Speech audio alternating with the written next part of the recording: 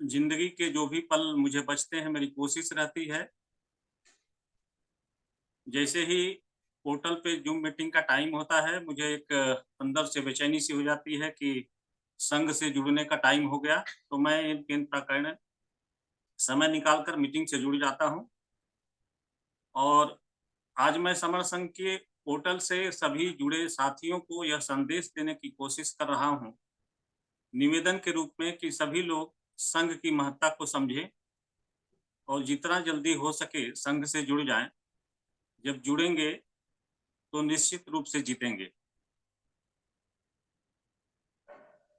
हम लोग इस देश के देने वाले थे, यानी हम ही सब कुछ थे, लेकिन आज जो हमारी वर्तमान में स्थिति है, इससे हम भली-भाँति परिचित हैं और इसके लिए ज़िम्मेदार कौन है, इसको भी हम भली-भाँति समझ रहे हैं, जान रहे हैं। और इन्हीं बातों की चर्चा डेली समर संघ के माध्यम से होती है कि जब हम इस देश में देने वाले थे, तो आज माँगने वाले कैसे बन गए।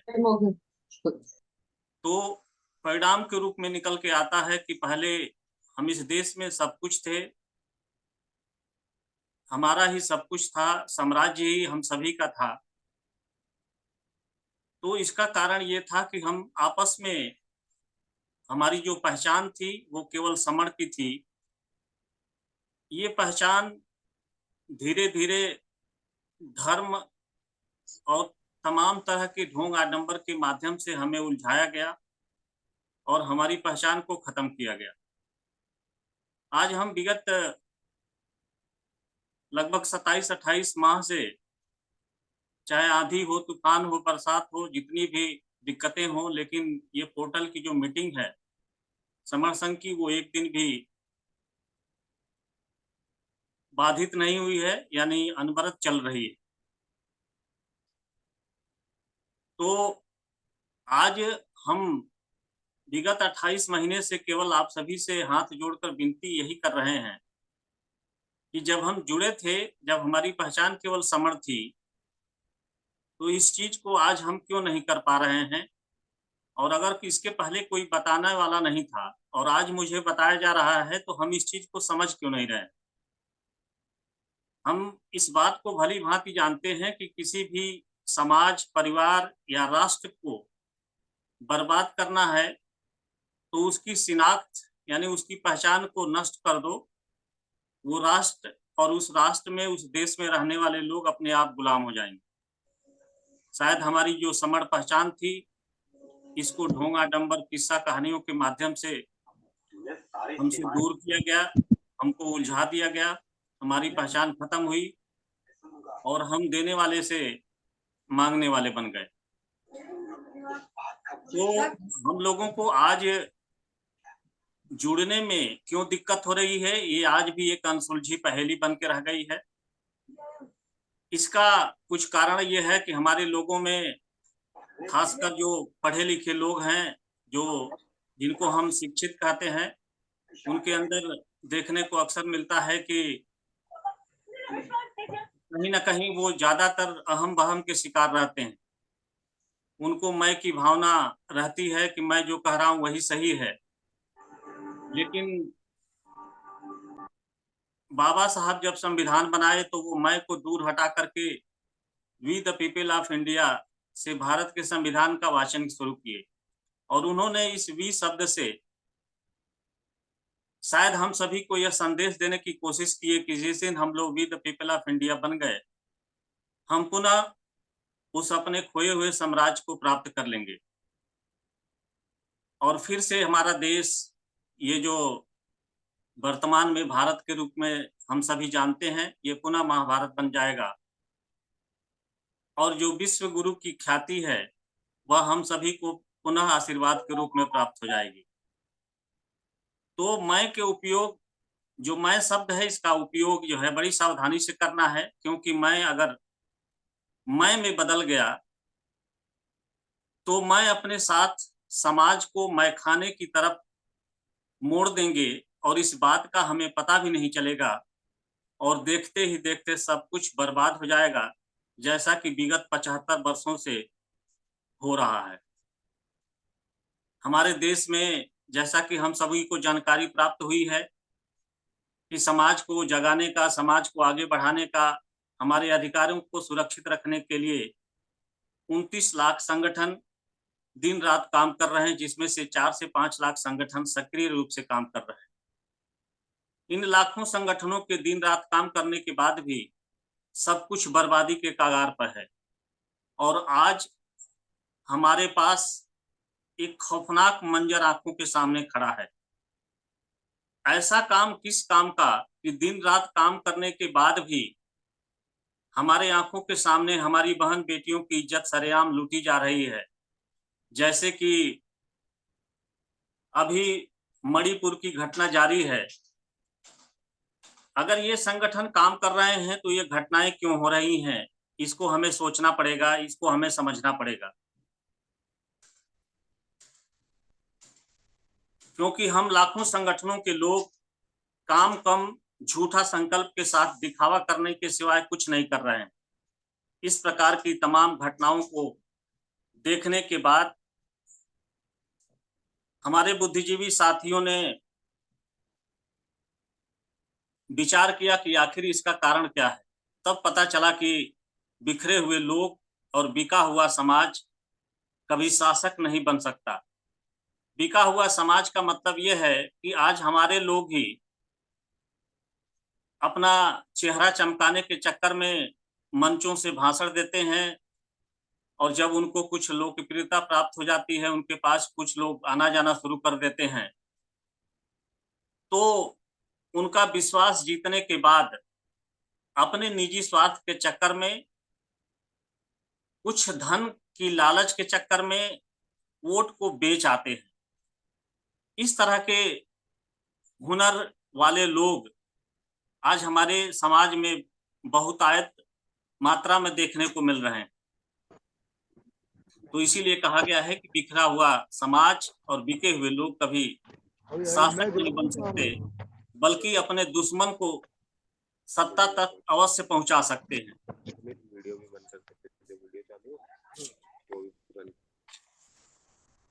इन सारी बातों पर विचारोपरांत अपना पुराना प्राचीन संघ 5 मई 2021 को फिर से पुनर्जीवित हुआ और लगातार 24/7 और डेली 8 PM से यानी 8 बजे शाम से 11 बजे तक जूम पोर्टल पर लोगों को जोड़ने और जुड़ने की मुहिम चला रहा है और आप सभी से निवेदन करता है कि आप जोड़ें ताकि हम फिर से जीत सकें, क्योंकि बिना जुड़े जीत संभव हो ही नहीं सकती। आज हमारी जीत इसलिए नहीं हो पा रही है कि हम जुड़ नहीं पा रहे हैं और इसका कारण है और अंतिम और इकलौता कारण है कि हम सही मायने में जुड़े नहीं। आज 28-29 माह से लगभग 24 से 26 स्टेट, 8 से 10 फॉरेन कंट्री के लोग जुड़ चुके हैं। आप भी आइए, हम सब मिलकर संघ को मजबूत करते हैं और गारंटी के साथ जीत को पुनः प्राप्त करते हैं। अब तो जूम मीटिंग के साथ साथ काफी संख्या में फिजिकल मीटिंग होने लगी हैं। आप अपने अपने राज्य और जनपद में मीटिंग लगाएं ताकि हम हर जनपद में तहसील स्तर पे, ब्लॉक स्तर पे और मोहल्ले-मोहल्ले में समर संघ को पहुंचा सकें। समर संघ के कुछ नियम हैं जिसके तहत काम करना होता है। जैसे कि अगर 200 लोगों की फिजिकल मीटिंग लगानी है, तो हम अपना खाना पानी साथ में लेकर आते हैं, बैठ के मीटिंग करते हैं और समर संघ का संदेश अपनी बातों के माध्यम से लोगों के बीच में रखते हैं। अगर 200 से ज्यादा लोगों की बड़ी संगीति है तो इसके लिए संघ से अनुमति लेनी होती है और नियमानुसार संगीति आयोजित होती है। संघ में कोई मनमर्जी नहीं चलती, कोई व्यक्तिवाद किसी तरह का अलाउ नहीं है, क्योंकि संघ ही सर्वोपरि है। इस परिकल्पना के आधार पर ही हम सबको काम करना होगा ताकि हम अपने साथ साथ अपने समाज का हमेशा के लिए कल्याण करने में सफल हो सके। संघ के 10 अमत विनय यानी गोल्डन रूल हैं जिस पर हमारा संघ टिका हुआ है। तो जो भी साथी संघ में आते हैं उन सभी से हम निवेदन करते हैं कि इन 10 अमत विनय नियम को भली भांति समझें, तभी आप संघ की महत्ता को समझ पाएंगे और तभी अंतिम रूप से संघ से जुड़ पाएंगे।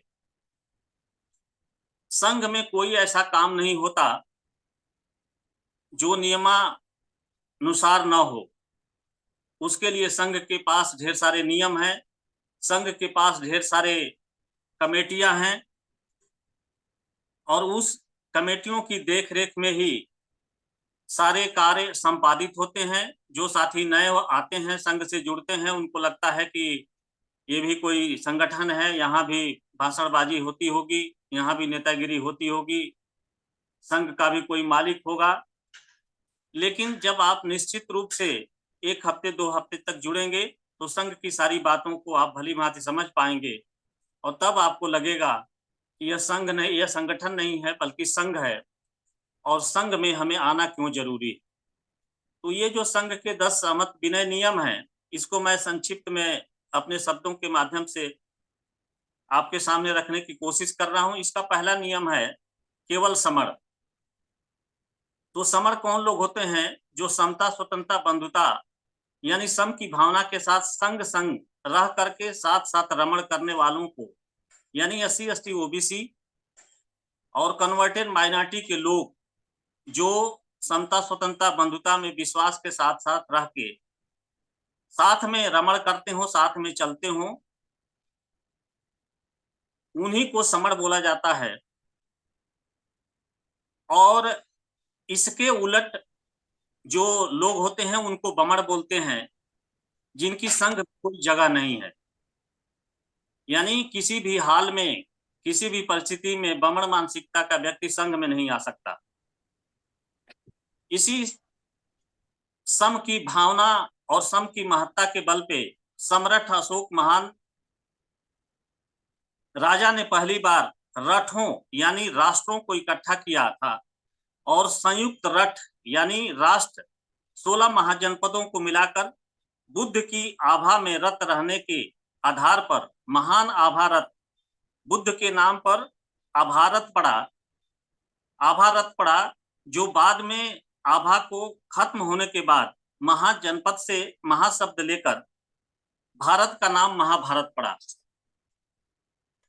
और इतना बड़ा साम्राज्य बन पाया केवल समता यानी महान अशोक सम्राट के समझानवोतरण यानी समता के भाव को ध्यान में रखकर अपने अंदर उतारना, इसी को समझानवोतरण के नाम से जाना जाता है। तो इसी समझानवोतरण के कारण इसलिए हम सभी को सम यानी समता की चादर को ओढ़ना पड़ेगा, तभी हम पुनः अपना खोया हुआ साम्राज्य प्राप्त कर पाएंगे। दूसरा है चंदा कभी नहीं। लोगों को जोड़ने के लिए सही मायने में पैसों की बिल्कुल यानी कतई आवश्यकता होती ही नहीं, बिल्कुल पैसों की जरूरत पड़ती नहीं। इस बात की गंभीरता को समझें। यह समझ में इसलिए नहीं आता क्योंकि संगठनों ने हमारी दशा, दिशा और सोचने के तरीकों को गलत ढंग से मोड़ दिया। महासमण बुद्ध पूर्ण पारदर्शिता के साथ उतना ही अन्न यानी अनाज या खाना सहयोग के रूप में लेते थे जितना जरूरत होती थी। समर संघ भी इसीलिए किसी तरह का अनावश्यक पैसा या चंदा न ही लेता है, न देता है, न ही इसमें यकीन करता है। इसका मतलब कि लोगों को जोड़ने के लिए पैसे की जरूरत होती ही नहीं। और जो लोग पैसे के बल पे लोगों को जोड़ने की कोशिश करते हैं वो कभी न अतीत में सफल हुए हैं, न वर्तमान में होंगे, न भविष्य में होंगे। तीसरा इसका अमत विनय नियम है जाति अभ्यास कभी नहीं। मनुष्य में जाति होती ही नहीं, इसको हम जितना जल्दी अपने अंदर अपने जेहन में उतार लेंगे हमारा कल्याण उतना ही जल्दी हो जाएगा। तो मनुष्य में जाति होती ही नहीं है। It's only A conspiracy that use for divide and rule.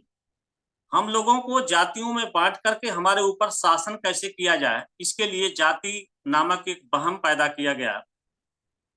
और इसका नुकसान कितना हो रहा है, शायद हम लोग इस देश में बहुसंख्यक होने के बाद भी सत्ता हमसे हजारों लाखों कोस दूर है।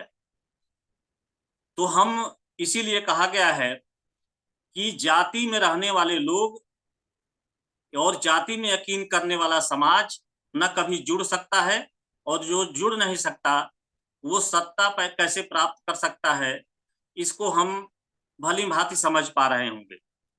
तो हमें इसीलिए कहा गया, और ये जाति बेसिकली होती नहीं है, ये हमारे शिक्षित साथी भी अच्छी तरह जानते हैं। लेकिन ये जो अभी हमने बताया पहले कि ये जो किस्सा कहानी है, ये हमारे धर्म के जो तथाकथित धर्म है, जिस धर्म के अंतर्गत हम अपनी जीवन शैली यापन कर रहे हैं, उसी का ये दुष्परिणाम है। ये धीरे-धीरे धर्म के माध्यम से हमारे कानों में जहर घोला गया, और ये धीरे-धीरे इस कदर घुल गया कि आज हम निकाल नहीं पा रहे हैं। इसीलिए किसी विद्वान ने कहा है कि खाने में घोले गए जहर का इलाज तो हो सकता है, लेकिन कान में घोले गए जहर का इलाज नामुमकिन होता है। तो ये हमारे विनाश का कारण है, और हम सत्ता की चाबी को प्राप्त न कर सकें, हम सत्ता पे काबिज न हो सकें, इसीलिए ये जाति का जो आडंबर है हमारे सामने खड़ा किया गया। तो हम इसको जल्दी से जल्दी छोड़ दें। चौथा संघ का मत विनय नियम है केवल संघवाद। हजारों लाखों प्रकार के वादों ने आज तक हमें बर्बाद किया है, और आगे भी बर्बाद करते रहेंगे। अगर बाद के जहर से बचना चाहते हैं, तो उसका केवल एक ही तरीका है, संघवाद को अपनाएं, क्योंकि संघवाद ने ही हमें पहले भी बचाया है, और वर्तमान में तथा भविष्य में भी संघवाद ही हमें बचाएगा। इसके अलावा हमारे पास कोई विकल्प नहीं है। इसको हम जितना अच्छी तरह से जल्दी समझ लेंगे, हमारा कल्याण उतना ही जल्दी हो जाएगा। इसके बाद पांचवा मत विनय नियम है पद प्रतिष्ठा मंचमाला कभी नहीं। ये सारी चीजें संघ का दुश्मन होती है, और जो लोग इसमें विश्वास करते हैं, वे लोग समणों के दुश्मन होते हैं। यानी हमारे दो तरह के दुश्मन हैं, एक तो वो जो बमड़ जिसे हम कहते हैं, और दूसरा हमारा अपना समण, जो इन बातों में उलझा हुआ है और अपने साथ साथ समाज को भी उलझाया हुआ है। इसीलिए पद प्रतिष्ठा मंचमाला की संघ में कोई बात नहीं होती, न इसमें यकीन किया जाता है। छठा मत विनय नियम है पंजीकरण कभी नहीं। पंजीकरण के आप जैसा कि जानते हैं कि पंजीकरण केवल निजी संपत्तियों का होता है। चूंकि संघ किसी की निजी संपत्ति नहीं होती, इसलिए संघ न कभी अतीत में पंजीकृत हुआ है, न वर्तमान में होगा, न भविष्य में होगा। ना ही बुद्ध के समय हुआ, ना अब है, न भविष्य में कभी होगा। पुराने समय में दो व्यवस्थाएं होती थी, संघवाद और राजावाद। गण व्यवस्था को संघवाद व्यवस्था कहते हैं, और राज्य के अंदर गण व्यवस्था भी राजा रानी के अधीन होता था। गण व्यवस्था या संघ व्यवस्था में गण संघ के अधीन होता था। राजा चाहे जितना भी बड़ा हो, लेकिन उसको गण व्यवस्था में दखल देने की उसकी न ही इजाजत होती थी, न उसकी हैसियत होती थी। यानी वो राजा गण व्यवस्था में किसी भी कीमत पर इंटरफियरेंस नहीं क्रिएट कर सकता है। अभी भी इसी व्यवस्था के नाम पर, इसी सिस्टम के आधार पे गांव में हमारी पंचायत व्यवस्था आज भी चल रही है। सातवां मत विनय नियम है संघातिशेष सबसे ऊपर। इसी के तहत सिद्धत गौतम बुद्ध को सजा मिली थी, जैसा कि हम किताबों में अपने ज्यादातर साथी इस बात को जानते हैं कि इसी के बल पे जो है सिद्धत गौतम बुद्ध को सजा मिली थी। इसका मतलब कि हमें संघ में पूर्ण होशो हवास में रहकर ही कार्य करना होगा, तभी हम असली संघी बन पाएंगे। और जब असली संघी बन जाएंगे, तब संघ हमारी सदैव सुरक्षा करेगा। इस बात को हमें ध्यान में रखना है। आज हम लाखों की संख्या में इस देश में बहुसंख्यक हैं, फिर भी हमारे सामने गिड़गिड़ाने के अलावा और कोई विकल्प नहीं है। इसका मतलब कि हम बहुसंख्यक होते हुए भी, यानी 140 करोड़ की आबादी में 120 करोड़ आबादी हमारी है, फिर भी हम मार खाने के अलावा, पीटने के अलावा हमारे पास कोई विकल्प नहीं। यानी हमारे पास सुरक्षा नहीं है। सुरक्षा इसलिए नहीं है कि हमारे पास संघ नहीं है। आठवां मत विनय नियम है राजनीति। संघ राजनीति में कभी नहीं जाएगा। इसके लिए हमें संघ की ताकत, महत्ता और संघ कैसे काम करता है, इस चीज को हमें बारीकी से समझना होगा। हम लोगों में एक बुरी लत आ गई है, जल्दबाजी में निर्णय लेना। जैसे कि हम देखते हैं सफेद कुर्ता पजामा पहन करके मंचों से लोग भाषण दे करके अपना चेहरा चमकाते हैं और उनकी कोशिश यही रहती है कि हम जितना जल्दी हो सके नेता बन जाएं ताकि अपने समाज के लोगों को, भोली भाली जनता को पैसा लेकर के बेच सकें। तो इसीलिए कहा गया है कि हमको ये जो बीमारी हो गई है जल्दीबाजी वाली, ये बीमारी बहुत खतरनाक है और इस तरह के लोग यानी जो चेहरा चमकाने वाले लोग हैं वो समाज का कभी भला नहीं कर पाएंगे, क्योंकि भला उन्हीं लोगों ने किया है जिनका चेहरा नहीं चमक पाया है लेकिन जिनका हृदय परिवर्तन हो गया है। उन्होंने समाज को का भला किया है, पहले भी भला किया है, आज भी भला करेंगे और भविष्य में भी वही लोग भला करते रहेंगे जिसका मन नहीं हृदय परिवर्तन हो जाता है।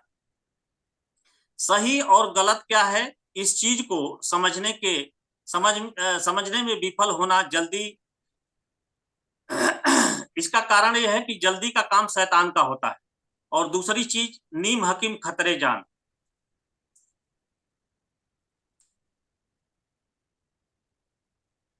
ये जैसे कुछ फिरका परस्ती मानसिकता के लोगों ने हमें बताया कि पॉलिटिक्स समस्या की असली चाबी होती है, पर यह चाबी मिलेगी कैसे, इस बात की गंभीरता को आज तक नहीं समझ पाए।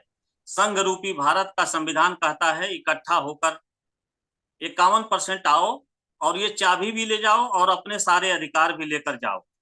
पहले इकट्ठा तो हो जाओ, इसके बाद नवा मत विनम्र नियम है, संघ घातक की वापसी संघ में कभी नहीं। राजनीतिक पार्टियां मौका परस्ती लोगों का समूह है, जहां विचार होता ही नहीं वहां विचार होता ही नहीं, जहां विचार नहीं होता उसकी विजय कभी नहीं होती। यही कारण है कि विगत 75 वर्षों में संगठन आज तक केवल हार ही रहा है। दूसरी तरफ संघ में विचार के सिवाय कुछ नहीं होता, वो भी स्वतंत्र, स्वच्छ, पारदर्शी, निष्पक्ष विचार, और वही व्यक्ति समय में संघ में टिक पाता है जो विचारों से लबालब होता है। अगर कोई व्यक्ति अपनी तुच्छ विचार वाला विमान लेकर संघ में घुस भी जाता है और संघ ने सर्वसम्मति से यह तय कर दिया कि यह संघ घाती है, फिर तो समझ लो उसकी सामत आ गई, फिर वो व्यक्ति संघ से बाहर कर दिया जाता है। और इसका 10वां संघ का नियम है, उपरोक्त 9 विनय संघ के आधार हैं, ये ना कभी बदले जाएंगे, ना खत्म किए जाएंगे, न कभी अमान्य किए जाएंगे। चाहे कोई भी देश हो, राष्ट्र या किसी देश का संविधान, सबके अपने कुछ नियम होते हैं, पर दलाल मानसिकता के लोगों का नियम पर चलना बड़ा मुश्किल होता है, क्योंकि दलाल मानसिकता के लोगों की पहचान होती है नमक हरामी, और उसके उलट जो अच्छे लोग होते हैं उनकी पहचान होती है नमक हलाली। हमें क्या पसंद है ये हमें तय करना पड़ेगा। नमक हरामी या दलाली, यह एक ऐसा दीमक है जहां रहता है, जिसमें रहता है, चाहे वो कोई संगठन हो या संस्था हो, उसी को चाट कर बर्बाद कर देता है। इसी साजिश के तहत भगवानों और देवी देवताओं का भी निर्माण किया गया। शायद इसी तरह का कार्य ज्यादातर संगठनों में भी होता है। इसीलिए आज भी दिन रात काम करने के बाद भी हमारे संगठन सफल नहीं हो पा रहे हैं। शायद संगठनों की असफलता का यही कारण है। अब हम आते हैं आज की जो विषय वस्तु है, आज का जो हमारा एजेंडा है वो ये है, बैंक और व्यवसायी का दिवस है आज, तो इस पे हम चर्चा करते हैं। हम सभी जो भी पोर्टल पे साथी जुड़ते हैं केवल उनसे अनुरोध ही करते हैं कि अपने साथी, दोस्त, मित्रों, अपने पास पड़ोस, रिश्तेदारों को संघ से जोड़ें ताकि हम जीत सकें। अगर इतनी सीधी सरल बात भी हमको नहीं समझ में आती है, इसका मतलब कि हमें कहीं ना कहीं अहम बहम की बीमारी है, या तो हम समझ नहीं पा रहे हैं या हम जल्दीबाजी में हैं। हम कहीं ना कहीं जल्दी में अपना ही नुकसान करने की पुनः कोशिश कर रहे हैं। कुछ साथी आते हैं, कहते हैं कि संघ में व्यवसाय की यानी पैसा कमाने की ही बात होनी चाहिए, लेकिन मैं आपको बताना चाहता हूं कि जिस समाज के पास लोग नहीं होते, जो समाज आपस में जुड़ा नहीं होता, जिस समाज के लोग आपस में जुड़े नहीं होते, वो जीवन के किसी भी क्षेत्र में सफल नहीं हो सकते। क्योंकि जीवन के हर क्षेत्र में सफल होने के लिए लोगों का होना बहुत ज़रूरी है। इसके लिए मैं आपको एक उदाहरण देना चाहता हूँ। आप सपोज़ करें कि कोई किसी तरह का बिज़नेस खोलना चाहते हैं और आपके पास लोग नहीं हैं। एक तो आपके हमारे ऊपर तमाम तरह के ये जो ढोंग, आडंबर, पाखंड, जाति का जो तिलक लगा हुआ है, इस वजह से भी लोगों को जब ये पता लगता है कि ये फला आदमी जो दुकान खोला है वो फला समाज का है, फला व्यक्ति है, तो उस तरह वो लोग हमारी दुकान पे चाह के भी नहीं आते। और हमारे जो एससी, एसटी, ओबीसी लोग हैं, जो अपने को बड़ा भाई, छोटा भाई के वहम में उलझे रहते हैं, वो भी सोचते हैं कि अरे वो तो फला की दुकान है, हम नहीं जाएँगे। इसलिए संघ ये कहता है कि अगर आप अपना व्यवसाय बढ़ाना चाहते हो, अपनी बिज़नेस को सफल बनाना चाहते हो, तो पहले आपको अपनी पहचान बनानी होगी और हमारी पहचान है समण। जिस दिन हम केवल इन तमाम तरह की उलझनों से बच कर के हम शिक्षा के बल पे अपने दिमाग का सही इस्तेमाल करके इंसान बन जाएँगे और इंसान के रूप में जब हम केवल समण बन जाएँगे, तो हम किसी भी क्षेत्र में, जीवन के किसी भी क्षेत्र में, किसी तरह का व्यवसाय, किसी भी तरह का रोज़गार, किसी भी तरह का धंधा बिल्कुल 100% गारंटी के साथ, सफलता के साथ भली-भाँति संपन्न करने में सफल होंगे। ये संघ इस बात की गारंटी देता है।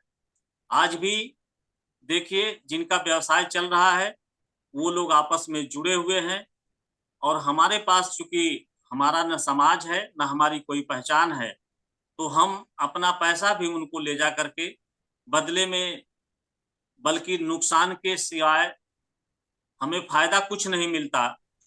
लेकिन हमारी मजबूरी है कि हमारी अपनी कोई पहचान नहीं, हमारी अपनी कोई दुकान नहीं है, इसलिए हम वहीं से अपना सामान खरीदते हैं। तो इसके लिए ज़रूरी है कि जो साथी व्यवसाय और बिज़नेस की बात करते हैं, हम अगर सफल होना चाहते हैं, तो सही मायने में हमको पहले अपनी पहचान बनानी होगी। यानी हमें केवल ढोंग, आडंबर, पाखंड और तमाम तरह की ये जो वहम है, इनसे उठ कर के हमें अपनी पहचान केवल समण बनानी होगी और संघ की महत्ता को समझना होगा। तभी हम जीवन के अन्य क्षेत्रों में सफल हो पाएँगे। जो जूम पोर्टल पे साथी जुड़े हैं, जैसा कि चिकित्सक की होता है, वो बहुत कम चिकित्सक बार-बार अनुरोध करने के बाद भी कम जुड़ते हैं। आज बैंक और व्यवसायियों का शायद दिन है, तो इससे संबंधित भी साथी कम जुड़ते हैं। लेकिन जो जुड़े हैं, जो लिमिटेड साथी जुड़े हैं, उनको मैं दिल से साधुवाद करता हूँ। जो नहीं जुड़े हैं, लेकिन समर संघ को वो किसी के बातों के माध्यम से जान रहे हैं, संघ की महत्ता को समझ रहे हैं, उनको भी मैं बहुत-बहुत साधुवाद देता हूँ कि वो कम से कम किसी वजह से नहीं जुड़ पा रहे हैं, आज नहीं जुड़ेंगे, कल तो जुड़ेंगे, लेकिन जुड़ेंगे ज़रूर। क्योंकि कुछ लोग इस बात के चक्कर में रहते हैं कि अभी तो इसमें दम-खम नहीं है, लेकिन जब दम-खम हो जाता है, तो वो बिल्कुल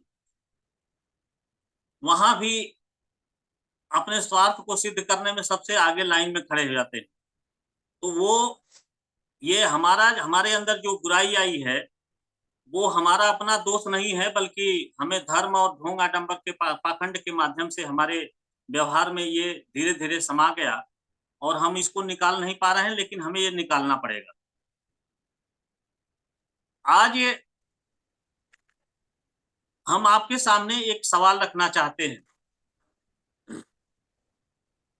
जो बताने के बाद भी जो व्यक्ति अगर माह में 1 बार या 3 घंटा 1 दिन या 1 घंटा नहीं दे सकते, ज़रा वो इस बात पे विचार करें कि अगर हमारी इसी तरह की सोच हमारे महासपनों में, हमारे महासमणों में, हमारे महापुरुषों में अगर हुई रह होती, तो शायद मुझे लगता है कि आज भी हम कूड़े की ढेर में रोटी और खाना अपना ढूँढ रहे होते। तो हमें इस बात की गंभीरता को सोचना पड़ेगा, समझना पड़ेगा कि आखिर किसी ने अपने जीवन की कुर्बानी दी है, किसी ने अपने त्याग, तपस्या, समर्पण के बल पे आज जो हमें अधिकार प्राप्त हुए हैं, हमारी ज़िम्मेदारी क्या है? आखिर हम नहीं करेंगे तो हमारे समाज का, हमारे ब बच्चों का भविष्य और भी भयावह होगा। अगर ऐसा होता है तो इसके लिए जिम्मेदार हम सभी साथी होंगे, जो समय रहते संघ की महत्ता को नहीं समझना चाहते हैं। संघ कभी कोई किसी से कुछ लेता नहीं है। संघ की विशेषता होती है कि बदले में बहुत कुछ देता है, यानी आप ये भी कह सकते हैं कि सब कुछ देता है। ये बात आपको बुरी लगेगी और लग भी रही होगी, पर क्या करें, आखिर हमारी भी तो मजबूरी है।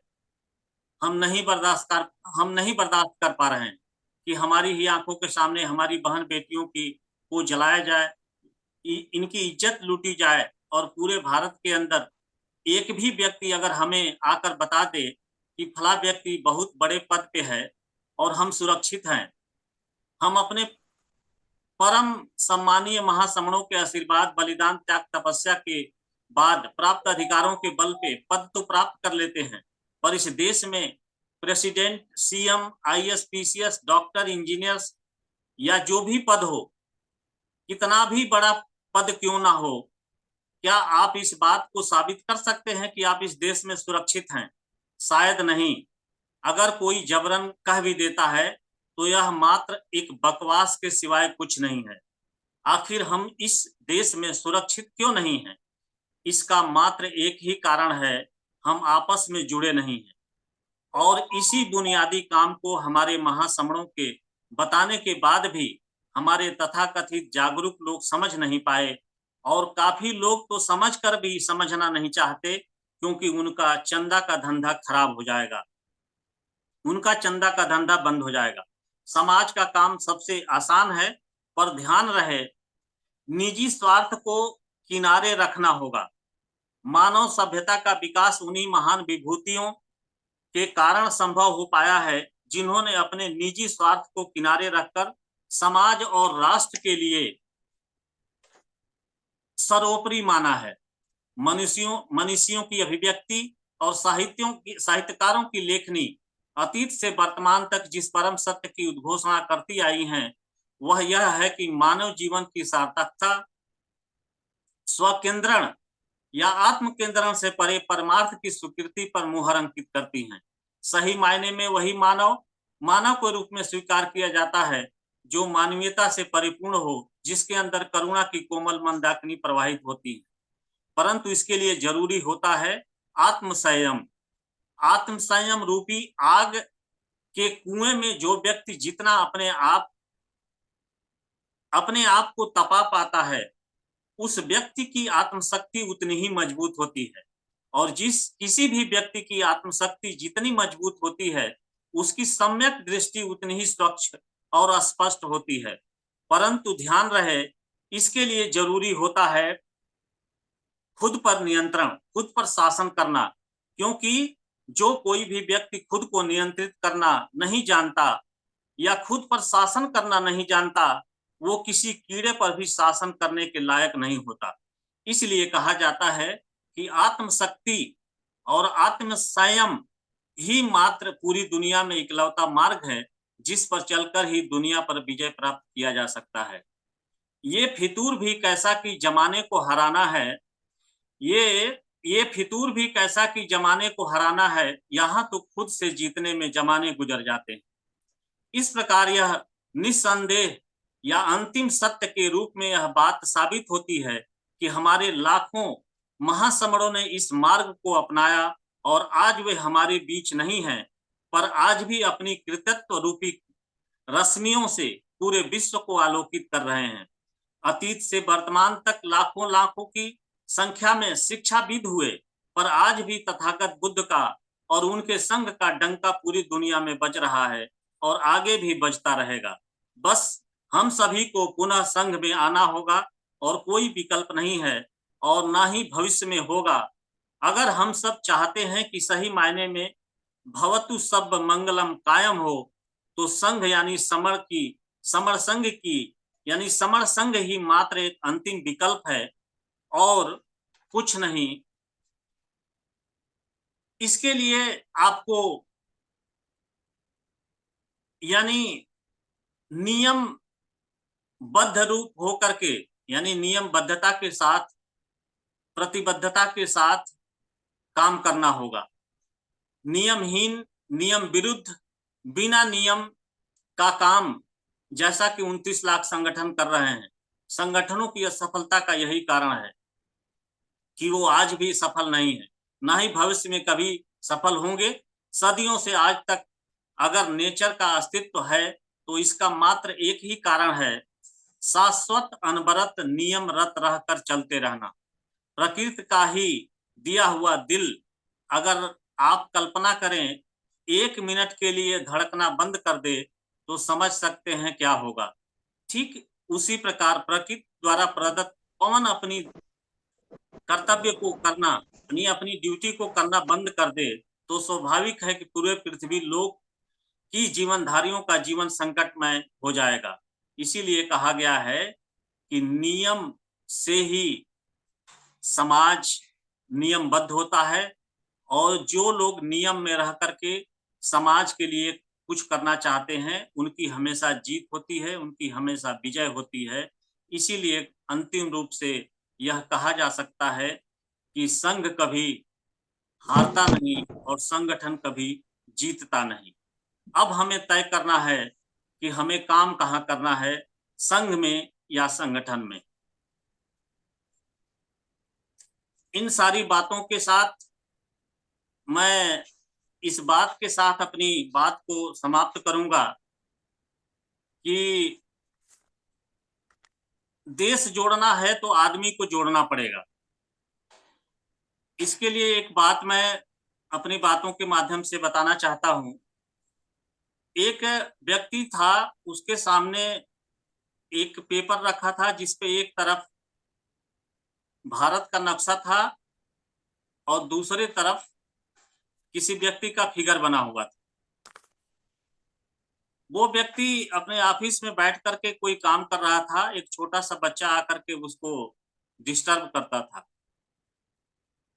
तो उसको लगा कि ये बच्चा बदमाशी कर रहा है, हमको काम करने में प्रॉब्लम क्रिएट कर रहा है। तो उसने सोचा कि इस बच्चे का ध्यान भटका दें। तो उसने उस पेपर को फाड़ करके बच्चे के सामने फेंक दिया और कहा कि बेटा ये पेपर है और इस पे संसार का नक्शा बना हुआ है, इसको तुम जोड़ करके संसार का नक्शा पुनः बना दो। तो वो बच्चा कोशिश करने लगा और वो व्यक्ति जिसके दिमाग में ये था कि ये बच्चा इसको कर नहीं पाएगा और जितने समय तक इस नक्शे को जोड़ने में, इस इन कागज के टुकड़ों को जोड़ने में ये लगा रहेगा, तब तक मैं अपना काम कर लूंगा। लेकिन वो बच्चा समझ रहा होगा और सही मायने में जब हम अपना इतिहास देखते हैं तो ऐसा देखने को मिलता है कि जिनके पास पेशेंस और इंसानियत, मानवता के गुण ज्यादा होते हैं, वही प्रकृति को समझ पाते हैं और शायद वही विशेषता हमारे तथागत बुद्ध के अंदर थी, इसीलिए वो आज भी हमारे बीच नहीं है लेकिन विश्व गुरु हैं। तो वो पेपर का टुकड़ा बच्चा जोड़ता रहा लेकिन उसको लगा कि ये बच्चा जोड़ नहीं पाएगा, लेकिन बच्चे ने जोड़ करके रख दिया। तो वो आदमी पूछा कि भाई ये इतना जल्दी तुमने कैसे जोड़ दिया इन टुकड़ों को? तब बच्चे ने बताया कि सर, जो पेपर आपने दिया था, एक तरफ उस पे भारत का नक्शा था, संसार का नक्शा था और दूसरी तरफ किसी व्यक्ति का नक्शा था। हमने व्यक्ति के टुकड़ों को इकट्ठा करके व्यक्ति बनाने की कोशिश करी और वो जब हमने व्यक्ति का चित्र स्पष्ट रूप से बना दिया तो वो भारत का नक्शा यानी संसार का नक्शा अपने आप बन गया। यानी कहने का मतलब ये है कि जीवन में यह हम लोगों को गांठ बांध लेनी चाहिए कि यदि हमें इस विशाल देश को जोड़ना है तो उससे पहले यहाँ रहने वाले आदमियों को, यहाँ रहने वाले लोगों को जोड़ना होगा।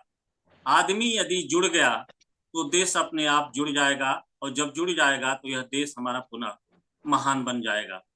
इन्हीं बातों के साथ मैं अपनी बात को विराम देता हूँ। मेरी बातों से मेरे शब्दों से अगर किसी को किसी तरह का कोई ठेस पहुंचा हो तो मैं संघ से क्षमा चाहता हूं। संघ मुझे माफ करे, संघ मुझे माफ करे, संघ मुझे माफ करे। जय भीम, नमो बुद्धाय, संघं नमामि, संघं नमामि, संघं नमामि।